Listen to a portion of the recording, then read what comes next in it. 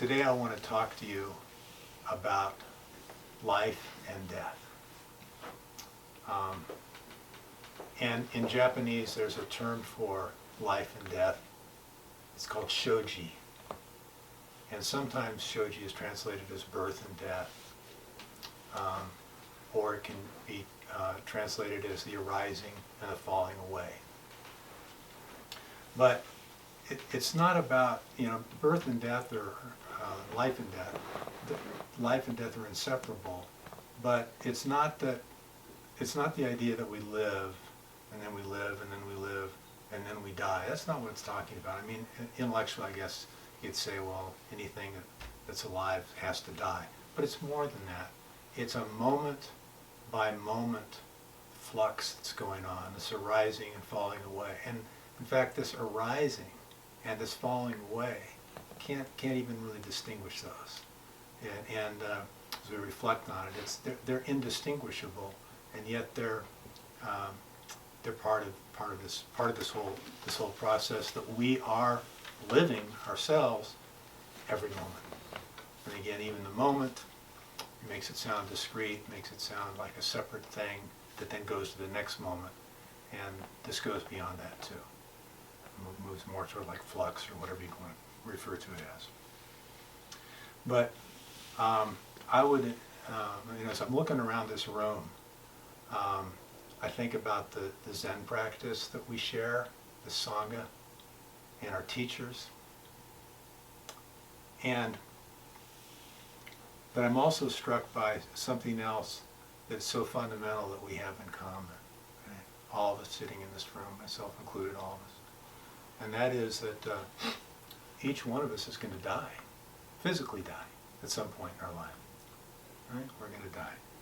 And we're not only going to die, but we don't know when we're going to die. It could be right now, it could be in a moment, who knows. We don't know how we're going to die. And most of us probably feel we aren't exactly certain, I know I'm not, about what's going to happen after I die. And that can engender a fair amount of fear for us. In fact, a lot of psychologists, psychiatrists would say that most of our fears anyway stem from a fear of death in one way or the other. It's been over the last several years where I felt this tug to be with people at the end of their life, and people that were struggling. There also could be people going through bereavement process that have lost loved ones. And I really felt this tug, and it was quite a strong tug. Before I was into Zen practice, I had no such inclination at all. I think I would have looked at you sideways if you would have told me that someday that would be what I'd want to really spend a lot of my time on. But the end-of-life process, I talk about this ebb and flow of, life and death, and how even this arising and falling, they're not separate events. The arising can be the falling can be the arising, penetrate each other. But this end of life can bring about can really open us up, whether it's the grieving process, whether we're the individual that's going through our physical death, or whether it's loved ones. It can open us up, and it can really create a sense of community. But death can be very messy. It's not always beautiful. It's not always this gathering of people supporting each other and loving each other. It can be very messy, very painful. And I was talking to someone in a hospice organization, and they talked about some of this messiness. And they talked about how sometimes at the end of life, family members are there with what we think would be their loved one, but you can't assume, because they're family members, that it's necessarily going to be a really close-knit situation. In fact, sometimes family members or other loved ones show up because they abhor the person, and they want to be there to share the agony they had in their life that they associate with this person. And sometimes it's the other way around. The person that's dying has a grievance and they may be clear enough to express it with people that are visiting them at their bedside. And one of the quotes that I read was, this person coming out of a coma right near the end of their life, but they just said to their daughter, "I hope you roast in hell." So again, it can be messy, it can be beautiful, depending on the situation, but it's certainly a rich experience and rich fodder for practice, that's for sure, and test some of our assumptions and our ability to say that we don't have any issue with death, or whether we do or not. For many of us, and probably almost for everybody from time to time, we experience this moment from a sense of lack, So it's just not, it's okay, but just not quite as good as I could have made it. I'd like it to be a little better. And so we sacrifice just being this moment. We mortgage it, if you will, for this idea of what the future could be, how it could be better. And we miss this moment. We create that separation. Of course, people that don't have a practice probably do this a great majority of the time, many of them. It's quite a challenge, I know, for me to stay present, particularly under certain kinds of pressures and things like that. But there's another point of this from the standpoint of our dealing with, from a shoji perspective, dealing with life and death, is that when we come and experience this moment from a place of lack, right, and we think the future is what we need to make it right, how does that affect the way I'm looking at my eventual physical demise, the end of my life? Because death, one way or the other, most people I think would agree, is going to end my future. It's going to go away. So the idea of thinking about it from this perspective, if we're dependent on the future, is a pretty darn scary thing. Probably quite terror-filled, actually, if a person bothered to think about it very much. And there are all kinds of fears that we can have besides the ones that are tied to not being able to have a future as we contemplate our death. Part of it, can just be intense pain that we may have. Soten had incredible pain at the end of his life. Could have, fills, chills, fever. We could be dealing with dementia, all kinds of things, including going from a life of independence, or what we think of as independent, not literally independent, but we think of independence, to one of complete dependence. Right? Not to mention appearance changes, all these kinds of things like that. But this week in Sesshin, we all have a chance to work with all kinds of things that are going to come up in the cushion, and there's going to be fear that's going to arise too. And some of the fear can be fairly subtle, can be milder, and other parts of it can be types of fear that we might experience this week can be extremely intense. A more gentle side of fear could be just sitting in the dokas online and thinking, am I going to remember that koan, or am I missing the boat totally? Am I going to get the bell real quick, or whatever? So, but there could be all kinds of things that could create fear, and some could be very, very serious issues that will bubble up and that we'll have to deal with. So it's a wonderful, rich environment to practice in a safe, spacious environment right here. And there's a gentleman, Frank Ostaseski, and Sesshin Roshi's had some interactions with him through the years.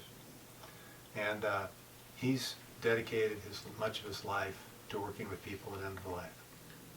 And he's literally sat at the bedside of over 3,000 people at the end of their life.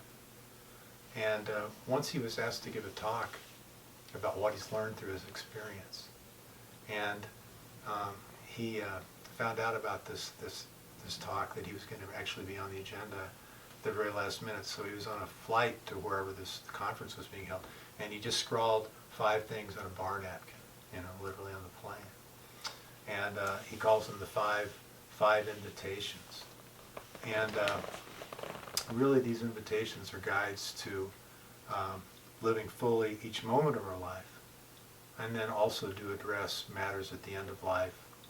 But it's really focused around that arising and falling away throughout our life, right? And then these same principles can be applied certainly in being with people at the end of their life, or even at the end of our life.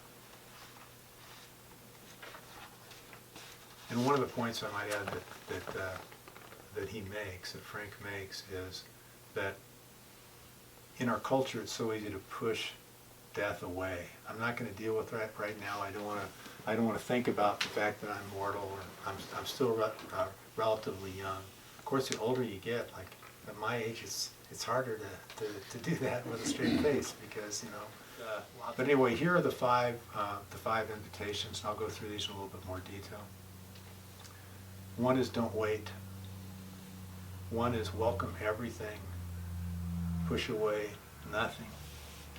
One is bring your whole self to the experience. One is find a rest in the middle, a place of rest in the middle of things. And finally, cultivate don't know mind. So these are his five invitations. And the first one, don't wait. I mean, it's easy to think of that being, we're all in this environment of impermanence. None of us know how long we have. We're changing even as we're alive constantly, and the world is changing. So let's not put things off. Let's not procrastinate. Let's do things now. Okay, and that's certainly part of it. But there's another meaning to it that I think is very important as well, and that is, it's a matter that if I am waiting, I'm creating separation between myself and this present moment. I'm not really having that direct experience. Okay, I'm moving into the conceptual story version of my life as opposed to the raw experience. So, and often that does come from, as I was talking about earlier, what David Loy mentioned, was coming into this present moment with a sense of lack, instead of just being it, just experiencing it. And in the second invitation, which is this idea of welcome everything, push away nothing, of course that sounds very similar to our first Bodhisattva vow, numberless creations I vow to receive. The third invitation is this notion of bringing our whole self to the experience. Bringing our whole self to the experience. And it's very easy for me to cherry pick certain things in my life that I feel pretty good about, and mention those to other people, or even more importantly, it's more subtle, just kind of feel that that's who I am. I'm this person, this person, this person. Of course, it's all a storyline. It's all conceptual. It's not raw experience at all. It's just a story, I say. But the reality is, and maybe some of you share this, that I deal with feelings and thoughts tied to those feelings at times. I'm just not quite good enough. I don't really measure up. And it can be applied to anything. Not a good enough father, not a good enough grandfather, husband, Zen student, employee, not know as much as some of the other people I work with in business, etc. Don't have the depth of understanding I'd like to have in my Zen practice, and just really have that feeling. I had a recurrent dream about this over the years. I haven't had this dream for a while, but now that I say it, I'll probably have it tonight. And it's this idea that I'm with no more athletic skills than I currently have, that I'm playing center field for the Colorado Rockies. And at Coors Field, there are like 47,000 people, and I'm sitting there, I got a nice looking uniform on, but I got this 65-year-old body, and I've got this lack of athletic skills. And I'm just praying, please do not let the ball come out into center field. And so, but the reality is I do have that, and that dream is symptomatic that I do have this feeling, about not being quite good enough, and practice has helped that through the years. But also what practice has done is it's made me more aware of having that feeling. I can't just wipe that out, okay, for all kinds of reasons. I have that, but can I be comfortable with having that feeling, right? And sometimes I can, and sometimes I can't, quite frankly, and I'm okay with that. But as we do this more, this idea of practice with this idea of bringing our whole self to the experience, it's wonderful when we're with somebody at the end of their life, because we're not full of crap.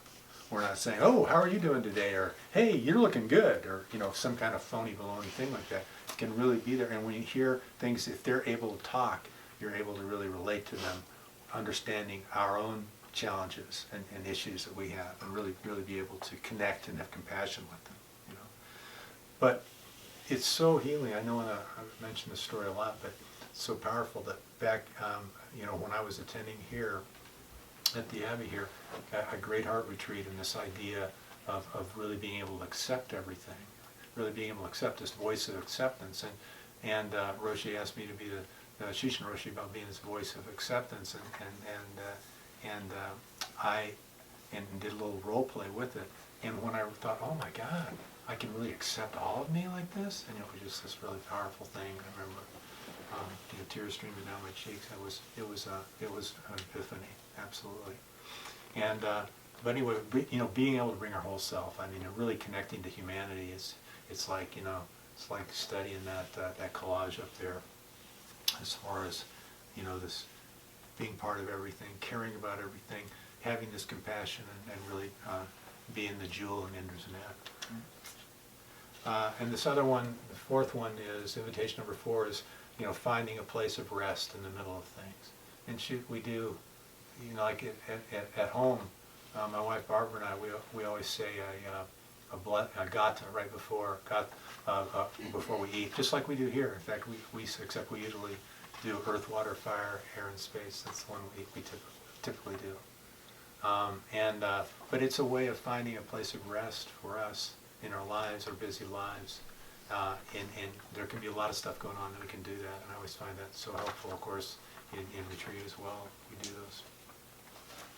And then the last invitation of the 5 is this idea of cultivating don't know mind. So what's the don't know mind? Well, the third patriarch said that we don't have to seek after the truth. Just give up our precious opinions. Yeah, easier said than done, but that's a wonderful thing to be focused on a very helpful thing to be focused on in our practice. But sometimes letting go of our stories and opinions about what we are, who we are, that definitely feels like death, real sense of loss. So that's another thing, a challenge in our practice. And even though it can be so liberating to come from a place of don't know. But I was talking to someone who had practiced Buddhism for many years, and she was talking to me about her fear of death. And she said she'd recently been with her brother, and her brother was a fundamentalist Christian. And she said he talked to her very vividly and very exactly about what was going to happen after he died. And he knew it. He had it all, chapter and verse, what was going to happen. He had a kind of a classical view of heaven, what that would be like, and his being born in heaven and meeting St. Peter at the gate, and all these sorts of things. And she said her reaction was, I would just give anything to believe what he believed. Right? She was honest. She was being vulnerable, right? Even though she'd had this practice for some time. And I just asked her, I said, what about being just really uncomfortable and just dealing with this, not a square inch to stand on or anything like that. I didn't use that term, but that phrase, but she said, I'm working with that, but I can't do it, it's just too painful right now. So anyway, don't know mind can be a challenge for all kinds of reasons, but ultimately, that there's the liberation, is to becoming at everything, not from conceptual thought, not from stories, but that raw, direct experience, not knowing what's going to come up, just being there with it. That can be that luscious strawberry. Ultimately, these 5 invitations, though, I won't belabor anymore, but they all contain each other. Whether it's don't wait, having to do with the non-separation or separation, and bring in our whole self, which is certainly also to really bring our whole self, or to welcome everything. You can't be pushing anything away. You got to open up to everything. So that gets us at this one body. So I won't go through the specifics of how these other ones tie, but it's they certainly tie, and they're all very, very, very, very connected. And as I say, the idea of not, if we choose to put off this work on death ourselves, we're probably pretty naive, because of the fact that at the end, when I've been around people at the end of life, most of them would not have been able to do this work close to the end of their life. They were in too much pain, too much confusion, dementia, whatever. And it's so. I think that being able to do some of this work that's recommended is stuff is work we can be doing now. But Stephen Levine, some of you may have read some of his books. He had a book called Embracing the Beloved with his wife Andrea. He's a longtime Tibetan Buddhist practitioner, but he has worked a lot with people, death and dying. And he decided at one point in his life, the next 12 months, I'm going to live my life as if I only had 12 months to live. Okay? Obviously, he wasn't, to his knowledge, sick at the time, but that's just what he chose to do. And he wrote a book about it called A Year to Live that I read. And I wanted to start doing this work too. I didn't want to just be like reading about it or thinking about it. I wanted to experience this. So I thought that it would be very helpful for me and my practice and my life just in general to do this work. So have a little group that meets in Lafayette, where I live, right near where I live, and we meet once a month, and it's a Year to Live group, and we have 8 in this year to live. We have 8 months left to live. So it starts, intensity starts ramping up the longer we get together, and the shorter and shorter our life is for this year to live. So again, it's not, there's no requirement that a person has to be sick in order to do this, be part of the Year to Live. But the only requirement is the earnest desire to look at our own mortality, our own impermanence, and to be open about discussing it. It doesn't make any difference if they're Buddhist, if they're atheist, if they're agnostic. The more diverse the group is, the better. We look at it. We have there are 8 people that were in the group, and we had one person that apparently has dropped out because he said, I'd like to be able to support you all here, and then this was as he was leaving his chair to go, and I told him in the very first session, anybody's free to leave at any time. It's difficult work, but he said, this idea that you can prepare for your life, that's bullshit. You can't do that.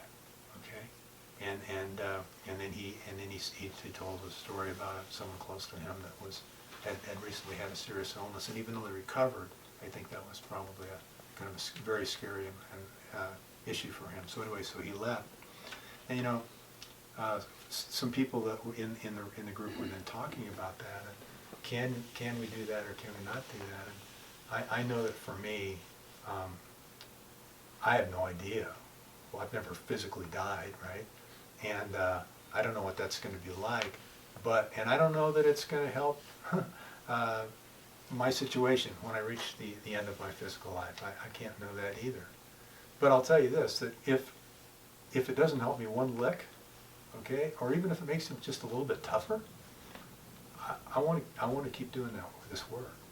And when this, I want to keep, and I want to have these meetings with other people in this year to live kind of a context where I can hear their experiences with life.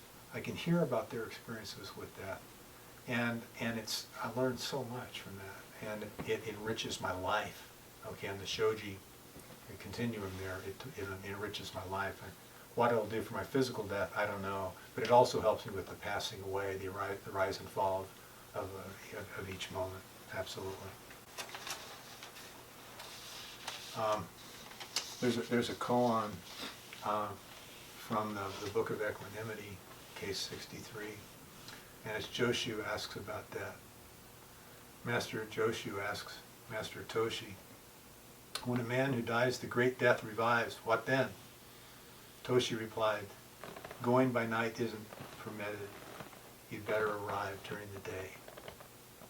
And I've talked about this koan before. And what is this great death? And we're lucky enough that Sesshin Roshi wrote the commentary on the Book of Equanimity.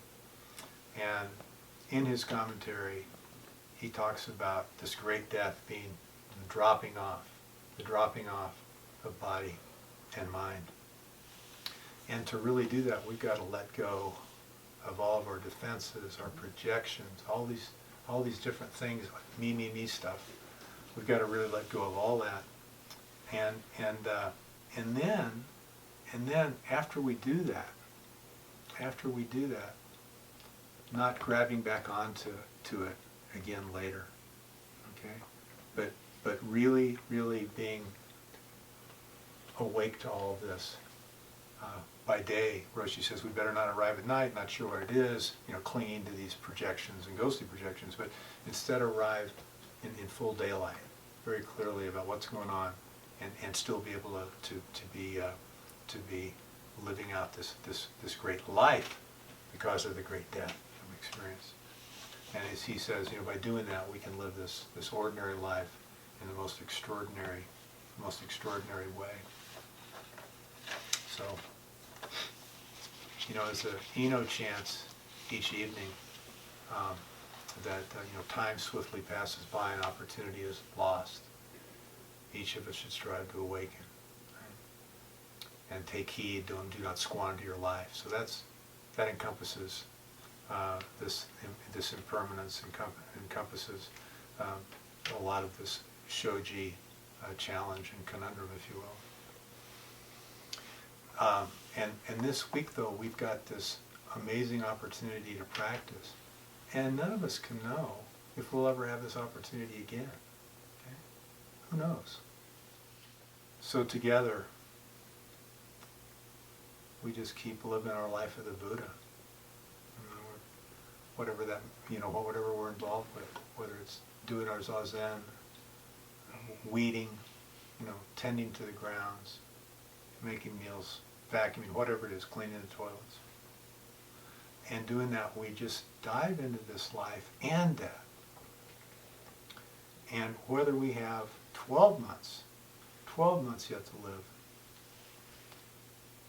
or if we have just taken right now our last breath, we can just keep practicing. Just keep practicing embodying Tozan's words. As to this, I always take heed.